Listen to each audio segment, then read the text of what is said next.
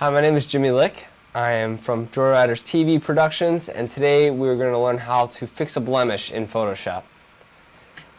First thing we need to do is go up to File, Open, and open up the photo we want to work on. Next, I always like to duplicate my photo.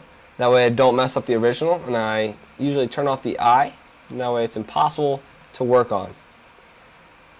Next step you want to do is grab the zoom tool. Let's zoom in on the blemish. Just a little bit. There we go.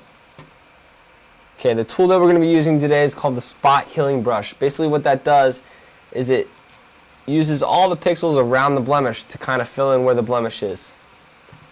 So all you really need to do is take the Spot Blemish tool, click and drag all around the blemish, and it takes it right out. It's a great thing about CS5.